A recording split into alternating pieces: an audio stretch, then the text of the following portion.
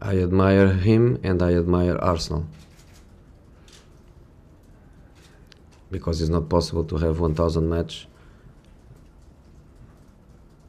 unless the club is also a fantastic club in the way they support the manager, especially in the bad moments, and especially when the bad moments were quite a lot. So I admire the manager and I admire the club. Balance, but balance by the top, because all the big candidates are there, all the big teams, all the teams of the moment, but also the teams with the history. So I think we have to be really happy to be amongst all the best teams. Is there anyone you don't want? No?